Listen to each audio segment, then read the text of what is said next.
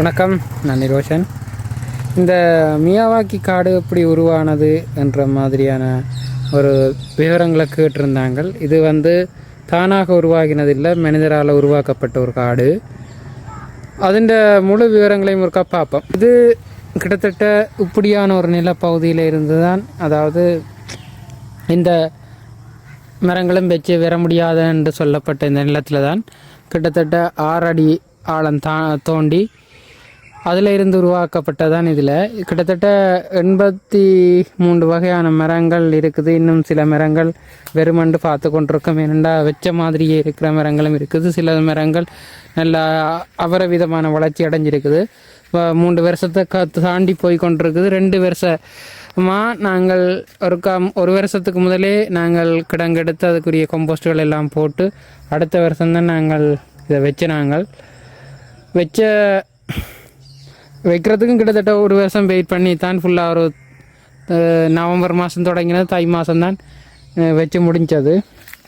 இதில் சில மரங்களை பற்றி பார்க்க எனக்கு தெரியுது என்னென்ன மரங்கள்ன்றதை பற்றி கதைக்க முடியாமல் இருக்கிறது காரணம், இதில் கிட்டத்தட்ட பெறுமதியான 15க்கும் மேற்பட்ட மரங்கள் இங்கே இருக்கிற மக்களால் வெட்டி இல்லாமல் பண்ணியிருக்கணும்.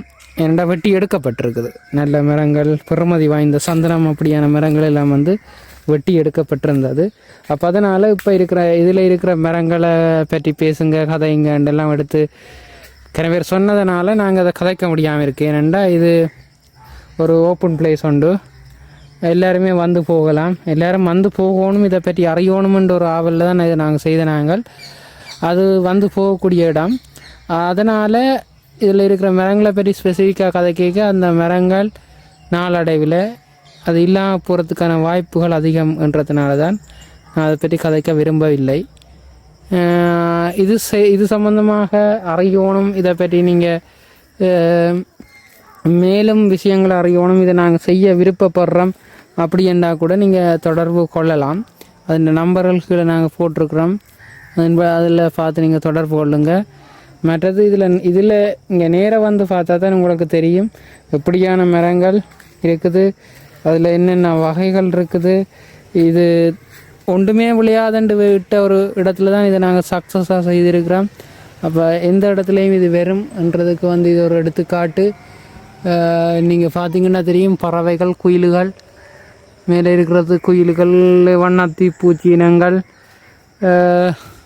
சில வகை ஊர்வனவுகள், அப்படி என்ற எல்லா வகையான மரங்கள், எல்லா வகையான உயிரினங்களும் இதுக்கு ஒரு வாழ்விடமாக இருக்குது.